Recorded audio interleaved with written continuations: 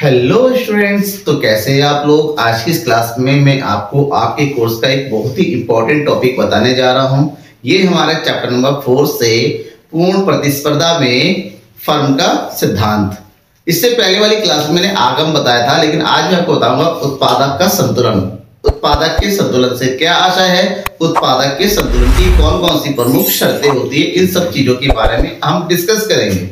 देखिए, कोई भी उत्पादक मतलब समझिएगा, कंफ्यूज नहीं होना है आपको। यहाँ पर जो उत्पादक वर्ड मैं बोल रहा हूँ ना, उत्पादक का मतलब ये होगा, उत्पादक मतलब फर्म भी होता है, उत्पादक मतलब विक्रेता भी हो गया, ठीक है ना, दुकानदार वगैरह, वो सब कुछ, ठीक है ना, जो चाहे वस्तु का उत्पादन कर रहा हो, आय का सृजन कर रहा हो, ठीक है ना, वो सब उत्पादक ही होता है। क्योंकि प्रत्येक उत्पादक जो भी वस्तुओं को बेचता है, वस्तुओं का निर्माण करता है, मूल्य में वृद्धि करता है, इस उद्देश्य से करता है ताकि उसको फ्यूचर में मैक्सिमम लाभ की प्राप्ति हो सके। क्योंकि लाभ के लिए ही व्यवसाय होता है, लाभ के लिए ही उत्पादन। आप कोई काम कर रहे हैं, भले ही आप पढ़ाई कर रहे हैं, तो पढ़ाई करने का उद्देश्य क्या है आपका? एक ही उद्देश्य है, आगे आने वाले समय में एक अच्छी जिंदगी जिए, उसके लिए पैसा कमाना है। कोई जॉब के लिए पढ़ रहा है, कोई सरकारी नौकरी के लिए पढ़ रहा है, कोई जो है अपने बिजनेस को आगे बढ़ाने के लिए पढ़ रहा है, तो उसी तो कर रहे हैं। तो उसी प्रकार से जो उत्पादक होता है या फर्म जो होता है, उसका उद्देश्य भी यही होता है कि जो काम मैं कर रहा हूं, उस काम को करते हुए सबसे ज्यादा लाभ लिया जा सके। तो यहां पर लाभ लेने के लिए मैंने क्या बताया था कि जब कोई उत्पादक चाहता है कि वो लाभ अर्जित करेगा, तो उसके लिए क्या करना पड़ेगा, उसको ये देखना पड़ेगा कि वस्तु को किस कीमत पे बेच रहे हैं, उसका आगम, और वस्तुओं को किस कीमत पर उसको बना रहे हैं, यानी कि वस्तु के उत्पादन के लिए लगने के वाला व्यय, तो वो होता है लागत। तो आगम में से लागत को माइनस करेंगे, तब जाके हमारा क्या बनता है, लाभ बनता है। ठीक है, अब एक क्वेश्चन है, बहुत शॉर्ट बनता है कि बार बार हम बात करते हैं उत्पादक की, फर्म की। एक उत्पादक किसे कहते हैं? एक्चुअली में उत्पादक जो होता है, उत्पादक हो सकता है कोई व्यक्ति हो, उत्पादक हो सकता है कोई संस्था हो, उत्पादक हो सकता है समूह हो, यानी कि कोई भी ऐसा व्यक्ति या संस्था जो किसी वस्तु या फिर किसी सेवा का उत्पादन करता हो, किस उद्देश्य से? लाभ के उद्देश्य से। यानी कि अगर आपने भी कोई सामान बनाया इस उद्देश्य से कि इसको बेच के लाभ प्राप्त करना है, तो आप भी उत्पादक है। मैं आपको पढ़ा रहा हूं, मैं ये सोचता हूं मैं पढ़ाने के बाद व्यूज आएंगे, कुछ पैसे आ जाएंगे, तो मैं भी एक उत्पादक हूं, ठीक है ना। तो हर कोई अपने अपने लेवल पर उत्पादक होता है, लेकिन शर्त इतनी है कि उसका उद्देश्य लाभ कमाना होता है, लाभ कमाना होता है या लाभ कमाना होना चाहिए, तभी उत्पादक होता है। अब बात यहां पर है, चलो ठीक है, उत्पादक समझ में आ गया, उत्पादक के कार्य समझ में आ गया। अब हमें पढ़ना है उत्पादक के संतुलन को। तो उत्पादक के संतुलन से क्या आशा है?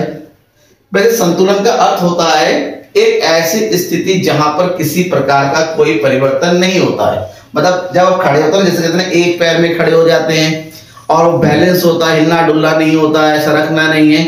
तो संतुलन भी एक ऐसी स्थिति होती है जहां पर किसी प्रकार का कोई परिवर्तन, कोई भी चेंजेस ना हो, परिवर्तन ना हो, यानी कि परिवर्तन ना होने की स्थिति। तो हमें ये समझना पड़ेगा कि उत्पादक की ऐसी कौन सी स्थिति है जहां पर एक उत्पादक हमेशा बने रहना चाहता है कि मेरा जो प्रोडक्शन चल रहा है इसी लेवल पर चलना चाहिए, हमें जो लाभ मिल रहा है इतना मेरे पास बहुत है। तो इसका मतलब ये हुआ, हर कोई चाहता है लाभ प्राप्त करना। इसका मतलब होता है एक उत्पादक जब अपने उत्पादन प्रक्रिया के दौरान अधिकतम लाभ की अर्जित करेगा, अधिकतम लाभ मतलब सबसे ज्यादा, आगम में से लागत को घटाने के बाद जिस बिंदु पर उसको सबसे ज्यादा लाभ की प्राप्ति होगी, उस बिंदु को हम कहेंगे कि यहां पर उत्पादक संतुलन की स्थिति में होगा, वो मैक्सिमम प्रॉफिट के लेवल में पहुंच चुका है। उससे ज्यादा मात्रा में विक्रय करने से, उससे ज्यादा मात्रा में उत्पादन करने से उसकी लाभ में वृद्धि नहीं होगी, अपितु उसका जो है घाटा हो सकता है। ठीक है, तो ऐसे में उत्पादक के संतुलन से क्या समझते हैं आप लोग? तो इसको अगर एक लाइन में अगर आपको बताना हो कि उत्पादक के संतुलन से आशय एक ऐसी स्थिति है जहां पर एक उत्पादक अधिकतम लाभ अर्जित करता है, अर्थात उपभोक्ता का जो आगम होता है, उपभोक्ता का आगम अधिकतम होगा और लागत न्यूनतम, यानी सबसे अधिक प्राप्ति और सबसे कम लागत, उस स्थिति को ही उत्पादक के संतुलन के नाम से हम जानते हैं। अब यहाँ पर एक चीज, उत्पादक के संतुलन तो हमें समझ में आ गया। अब अगर उत्पादक के संतुलन को व्याख्या करना है अलग अलग हिसाब से, अब क्वेश्चन में कभी शर्तें आती है उत्पादक के संतुलन की शर्तें, तो उत्पादक के संतुलन की अगर शर्तें समझना है तो सबसे पहले उसको अलग लेवल की उत्पादक की जो संतुलन, उसे दो कैटेगरी में उसको बांट सकते हैं। उत्पादक का संतुलन, उत्पादन के संतुलन को हम दो तरीके से पढ़ सकते हैं। एक तो है आपका कुल आगम तथा कुल लागत के संदर्भ में, जबकि जो दूसरा है सीमांत आगम तथा सीमांत लागत के संदर्भ में, दो तरीके से पढ़ सकते हैं। तो इसको बोलते हैं according to TR and TC, इसको बोलते हैं according to MR and MC.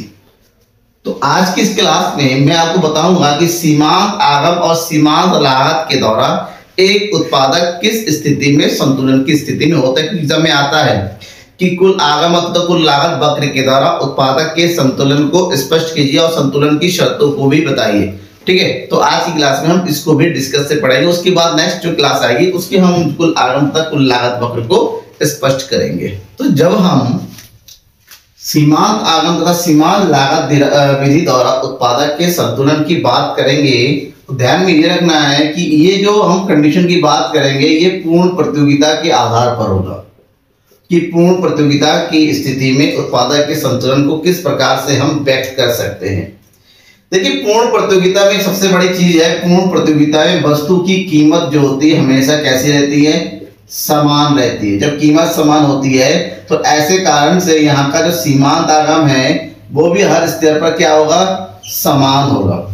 तो ऐसे में जब पूर्ण प्रतियोगिता की बात करते हैं तो पूर्ण प्रतियोगिता में जो वक्र होता है आगम वक्र, वो हमेशा एक्स एक्सिस के समानांतर होता है। इसका मतलब कुछ इस तरह से होता है। ये हो गया हमारा आगम वक्र, जहां पर हमारा ए आर और एम आर दोनों ही सेम होता है, एक बराबर होता है। लेकिन बाजार चाहे जैसा भी हो, जो लागत होता है, उत्पादन की लागत होती है, उत्पादन की मात्रा के साथ साथ कम होती जाती है और उसके बाद धीरे धीरे बढ़ने लगती हैं। ऐसे में जो सीमांत आगम है, यानी कि जो सीमांत लागत है एमआर जो है, सॉरी एमसी, सीमांत लागत पहले कम होती है फिर बढ़ना शुरू होती है, लाइक दिस। ये एमसी वक्र होता है कि उत्पादन की मात्रा बढ़ेगी तो जाहिर सी बात है लागत में कमी आएगी, लेकिन धीरे धीरे लागत हमारी बढ़ती चली जाती है क्योंकि उत्पादन की मात्रा कमी आने लगती है। तो यहां पर देखिए एक पॉइंट इस ग्राफ के थ्रू हमारे पास दो पॉइंट बनता है, एक है के और एक है हमारे पास टी।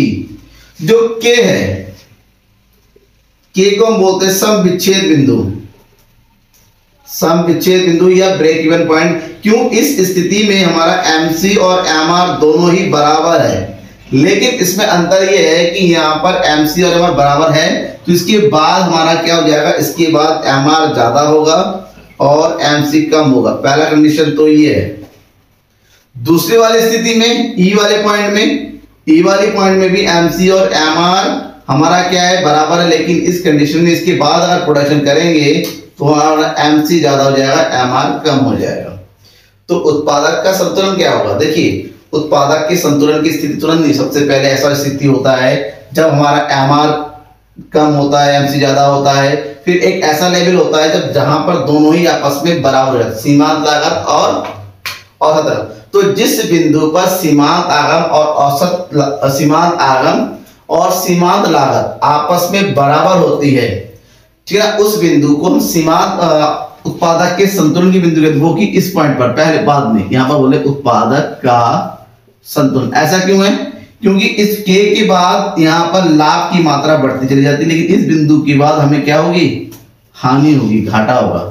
तो यहां से परिवर्तन नहीं, यहां से वो आगे उत्पादन की मात्रा बढ़ाएगा, लेकिन ई बिंदु के बाद वो परिवर्तन नहीं करेगा। तो जिस बिंदु पर परिवर्तन नहीं होता है उसे हम संतुलन वाला बिंदु कहते हैं। तो ये संतुलन का बिंदु है। अब बात करते हैं उत्पादक संतुलन की प्रमुख शर्तें। अगर हम शर्तें की बात करते हैं पर दो प्रमुख शर्तें हैं। नंबर 1, MC और MR बराबर होना चाहिए। एक ऐसी स्थिति जहां पर सीमांत आगम और सीमांत लागत बराबर हो। साथ ही साथ दूसरा संबंध है कि MC वक्र MR वक्र को नीचे से काटता हुआ होना चाहिए। मतलब क्या हुआ, जो वक्र है, जो कर्व है, वो नीचे से ऊपर की ओर, मतलब इस बिंदु के बाद हमारा MC ज्यादा होना चाहिए, MR कम होना चाहिए, तब जाके हमारी शर्तें पूरी होती है। तब उस बिंदु पर हम कहेंगे उत्पादक यहां पर सही है। इसी बिंदु पर उत्पादक को उत्पादन करना चाहिए, इसके आगे उसको नहीं बढ़ना चाहिए। उस स्थिति को उत्पादक के संतुलन की स्थिति के नाम से जानते हैं। समझ में आ गया? बेसिकली 4 मार्क्स में शॉर्ट में बहुत ज्यादा लॉन्ग में क्वेश्चन नहीं आता है, शॉर्ट में आता है, तो उस हिसाब से आप तैयारी कीजिएगा। कोई भी डाउट होता है ना तो एक बार कमेंट बॉक्स का यूज कीजिए, डाउट करके बताइए कि सर ये डाउट हो रहा है, समझ में नहीं आ रहा है, तो बेझिझक आपके हर एक डाउट को पूरा मैं करूंगा। Thank you and